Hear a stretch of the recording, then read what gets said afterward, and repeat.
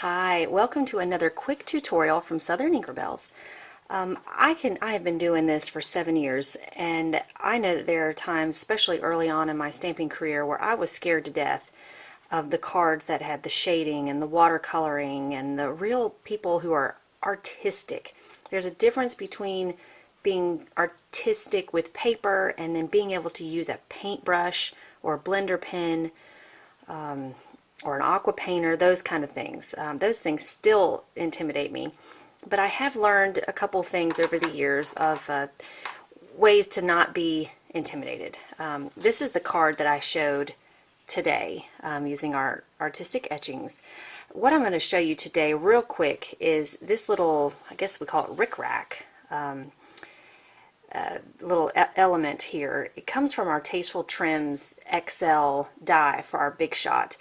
And I don't know if you can tell, but it's very vintaged looking.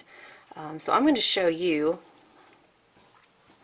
how to turn this regular piece into a nice little accent element here. So first what I'm going to do is run it through the Big Shot, and I'm not going to take the time to discuss all that, but I have used the vintage wallpaper embossing folder, and it just has these really pretty raised edges. So that by itself is still very pretty, but I'd really like to do a little bit more. Now, what the technique that I'm going to show you today might not be something that you're interested in. It might be even a little more than you want, but for some reason right now this is kind of where I am. So what I'm going to do is use my sponge dauber, and you're going to see in most all my cards and projects that I use my sponge dauber on just about everything. So you can get 12 of these for $10. They're highly worth it. You can put them in the washing machine or the dishwasher to rinse these off. The sponges will still be stained, but you can use any color on top of it. So what I'm going to do first is just get it's like a little thimble, just pressing it down in there, and I'm just going to lightly run over the raised parts. And you can already tell how much more dimensionalized, if that's even a word, it is when you do that. So I'm just going to lightly run my sponge over the raised edges. I already love that so much. The vintage look is so in right now. It really stressed me out when it first came out. Now I really enjoy it. You just have to be flexible with the different stages of stamping. So I'm just going over these raised edges. Ooh, I just think that's so pretty. Okay, so that's all I did. And you can already see the pattern of the vintage wallpaper popping there. Okay, well, I'm not done.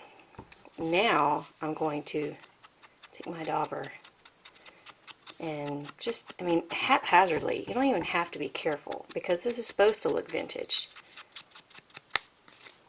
I'm just going to do that all the way around.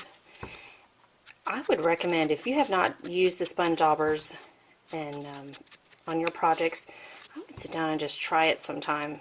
You'll be so surprised how much more your cards will pop. Okay, so there's that now. So let's go back to the original piece. Here is my original piece, and now here's my distressed, antiqued look. Now I'm going to show you one more little tool. This tool does not get the respect that it deserves.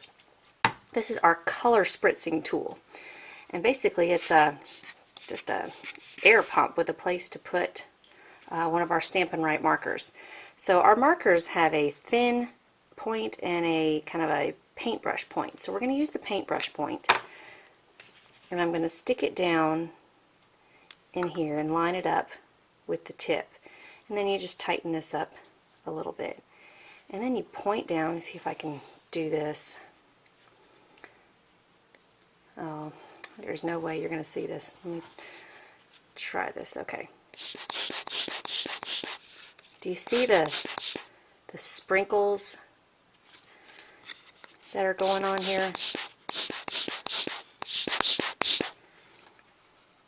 It's kind of like airbrush. Oh, I hope you can see it. I don't know if you can see those little sparkles on there. Let me show you just on the paper what it looks like when you spritz. Can you see it spritzing on the mat? The closer you get, the blotchier you'll get, and the farther away, the more spread out it will be. So if you want blotchy, you can have blotchy. Otherwise, there's kind of a spraying. And then you definitely want to take this back out and put your top back on immediately.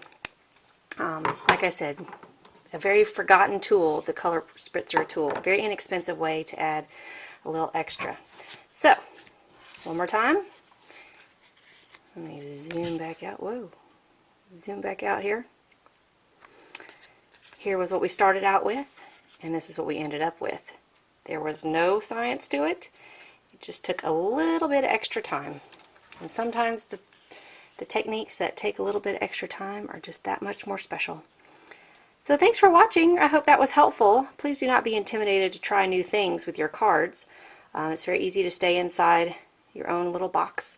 And I've just learned to come out of mine. So I hope this one will inspire you. You can do this with all of our embossing folders, our embossing plates, textured plates, anything that has a raised edge. You can highlight it with some sponging. Try it with lots of different colors, and you can even use a brayer, but again, too many things to share and too little time. Thanks for watching. Bye-bye.